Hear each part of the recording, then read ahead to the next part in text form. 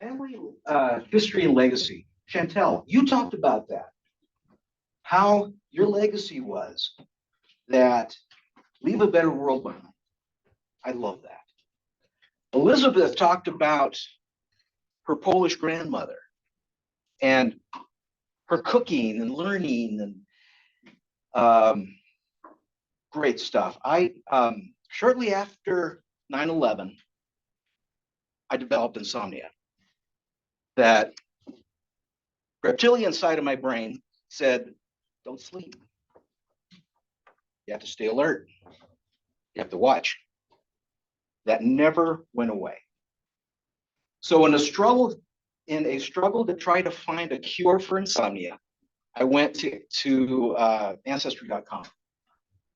Thought, how boring will this be? I'll sleep within minutes. That turned out not to be a cure. It turned out to be um, an obsession. Clicking stuff and finding people and finding your history and finding out where you came from became this incredible obsession. I went as far as I could on my family. I went to Tammy's family, my wife's, started clicking there and finding things there, and just incredible. Um, Found out that the vast majority of my family came from France, then Spain, then Mexico. My wife's family was almost all English, Scottish, uh, or Irish. And just going through this stuff and figuring out, okay, my family, some of them were Iberian Jews from Spain who escaped Spain to come to Mexico and were still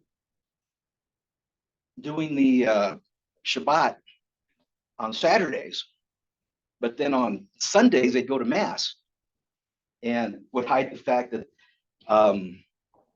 they were actually Jewish. And eventually, they their kids became Catholics, and that side died away. But some of my ancestors were the ones that founded Santa Fe, New Mexico. Um,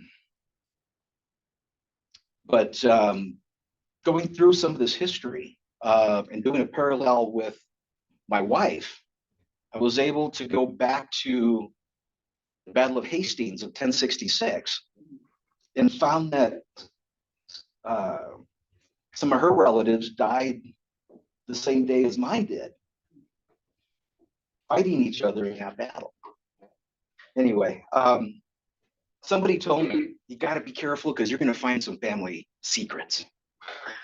Like, oh, yeah, right. I have no secrets. There are no secrets in my family. The day came, though, my grandparents and my father and a couple of his siblings were living in Chicago in 1930. Now, I knew that. My grandfather, he worked for the railroad, and they lived on the south side of Chicago. One of the documents I found, though, was a death certificate. And it was for a Raphael Valencia Guizar. Now, I have an uncle, Raphael Valencia Guizar, but he didn't die. I knew him.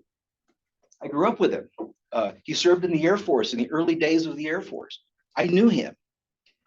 But as I dug in into that document, I found that this was a different guy.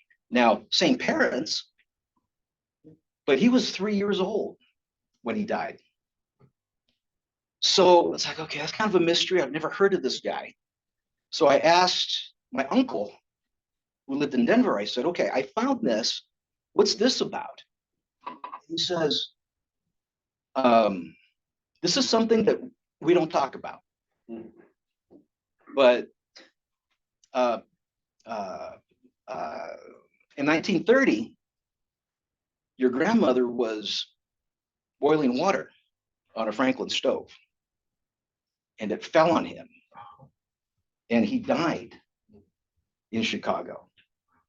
But it was something nobody talked about because it was such a painful situation.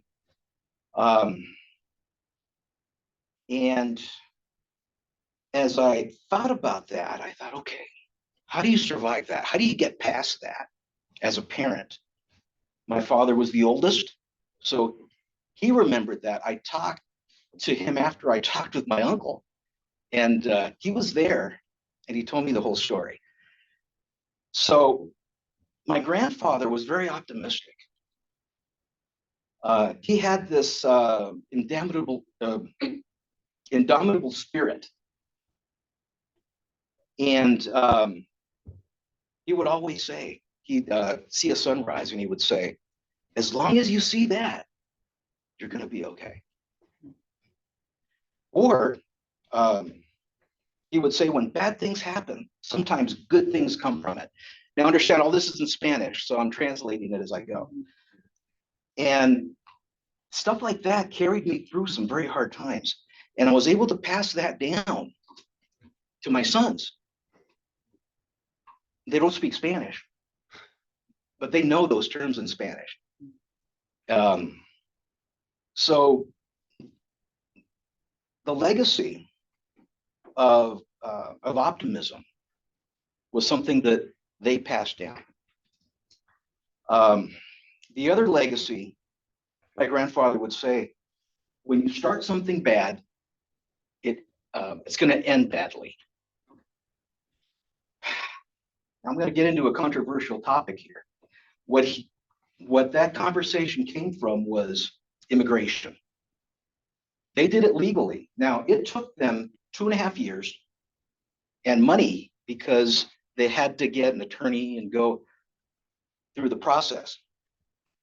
But the respect for the rule of law was another legacy that was passed down. And I hope we pass that down to our kids as well. Thank you.